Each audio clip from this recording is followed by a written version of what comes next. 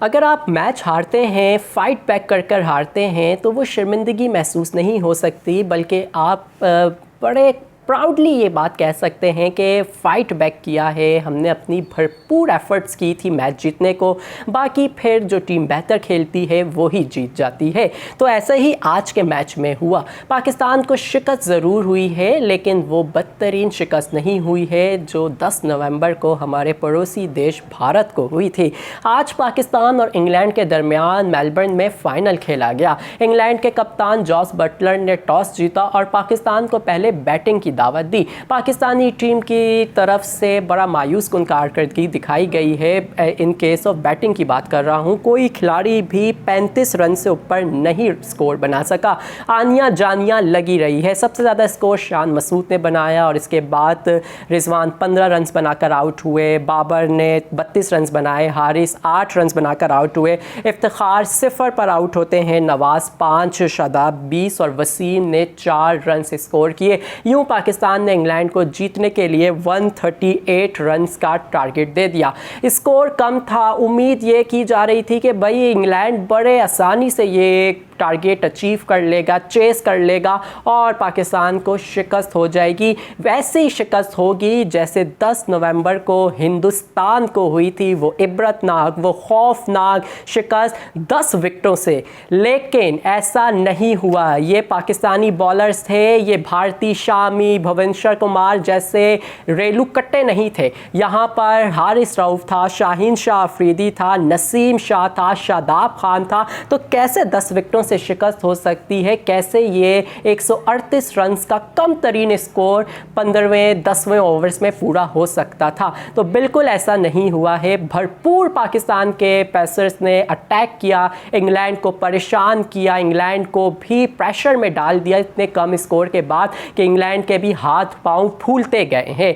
तो 10 नवंबर को ये वही टीम थी, इंडिया के 169 के टारगेट को हंसते खेलते छक्के चौके मारते हुए भारतीय टीम को रोंदा। उन्होंने ग्राउंड के चारों तरफ घुमाते रहे हैं, बॉलर्स का जनाजा निकाला और यूं 10 विकेटों से इंडिया को शिकस्त दी, जिल्लत अमेज शिकस्त दी और ऐसा हार उनके गले में डाल दिया कि अब वो शायद कभी ये शिकस्त को भूल नहीं पाएंगे। और 16वें ओवर में ये 169 रन का टारगेट उन्होंने अचीव किया था, अब चेस कर लिया था। तो आप इमेजिन कर सकते हैं कि ये 10 नवंबर की बात थी और इंग्लैंड की यही टीम थी। तो पाकिस्तान का फिर 138 का टारगेट 169 के मुकाबले में कम है। तो 16वें ओवर में इंडिया के साथ पूरा किया तो अब तकरीबन 12-13 ओवर में कर देना चाहिए था, लेकिन बिल्कुल ऐसा नहीं होता है। यहाँ पर पाकिस्तानी बॉलर्स हैं, बेहतरीन पेसर्स अटैक पाकिस्तान ने आज दिखाया और शानदार बॉलिंग की। इतने कम रन्स के बावजूद भी डिफेंड किया, आखिरी गेंद तक लड़ते रहे, फाइट बैक किया, मैच को दिलचस्प बनाया। कई ऐसे लम्हात आए कि गोया यूँ गुमान हो रहा था कि अब ये मैच पाकिस्तान जीतने वाला है। तो फिर इंग्लैंड की बैटिंग शुरू होती है। एलेक्स हेल्स और जॉस बटलर ने जो दुर्गत भारतीय बॉलर्स की बनाई थी वो पाकिस्तानी बॉलर्स के आगे नहीं टिक पाते। पहले ही ओवर में शाहीन शाह अफरीदी एलेक्स हेल्स को ग्राउंड से उठाकर बाहर फेंक देते हैं और 1 रन पर एलेक्स हेल्स आउट हो जाते हैं। ये वही हेल्स हैं जिन्होंने 86 रन बनाए थे 47 गेंदें खेलकर इंडिया के खिलाफ, लेकिन यहाँ पर वो नहीं खेल पाते। हेल्स ने जो इंडियन बॉलर्स का भड़कस निकाला था वो यहाँ पर कोई परफॉर्मेंस शो नहीं कर पाए। फिर बटलर थे, बटलर भी बहुत जल्दी आउट हो जाते हैं, 26 रन बनाकर रवाना होते हैं पवेलियन। ये वही बटलर हैं जिन्होंने 10 नवंबर को 80 रन बनाए थे और भारतीय बॉलिंग लाइन के बखिए उधेड़ कर रख दिए थे। भारतीय बॉलिंग लाइन को रौंदा था, जनाजा निकाला था। जिल्लत अमेज भारतीय बॉलिंग लाइन की इन्होंने धज्जियां उड़ाई थी।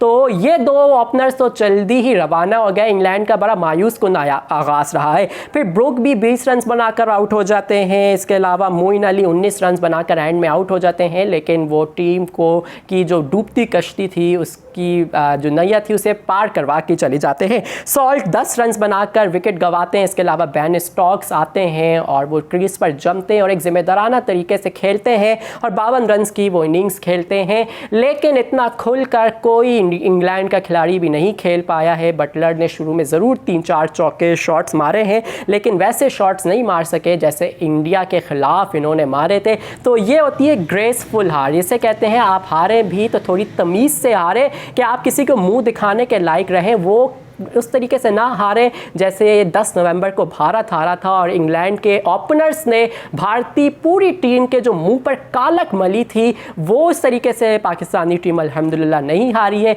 आखिरी गेंद तक मुकाबला होता रहा है, बड़ा भरपूर मुकाबला रहा है, दिलचस्प मुकाबला रहा है। अनफॉर्चुनेटली कुछ ऐसे मौके आए थे कि पाकिस्तान के हाथ में ये मैच आया था, और इन केस अगर शाहीन शाह अफरीदी हमारे बेहतरीन जो बॉलर हैं वो अगर इंजर्ड नहीं होते तो डेफिनेटली अब नतीजा कुछ और भी हो सकता था। अब पाकिस्तानी जश्न मना रहे होते इस वक्त, लेकिन जो शाहीन शाह अफरीदी हैं वो कैच करते हुए उनका घुटना ज़मीन पर लगता है, जिसकी वजह से वो वापस से इंजरी का शिकार होते हैं और यूं शाहीन शाह अफरीदी अपने 16वें ओवर में ही इंजर्ड हो जाते हैं। एक गेंद करवाते हैं, इसके बाद इफ्तिखार आते हैं और इफ्तिखार को छक्के और चौके लगते हैं और यहाँ से मैच का थोड़ा सा टर्निंग पॉइंट साबित होता है और वो मैच इंग्लैंड आसानी फिर उसके बाद जीत जाता है। 19वें ओवर में ये हदफ इंग्लैंड पूरा करता है, यानी पाकिस्तान ने 138 रन के टारगेट को भी 19वें ओवर्स तक खींचा है। बेहतरीन इंग्लैंड के पास प्लेयर्स, ओपनर, बैटर्स होने के बावजूद भी वो इतनी आसानी से नहीं खेल पाए। तो ये है पाकिस्तानी टीम, ये है पाकिस्तानी टीम की हार।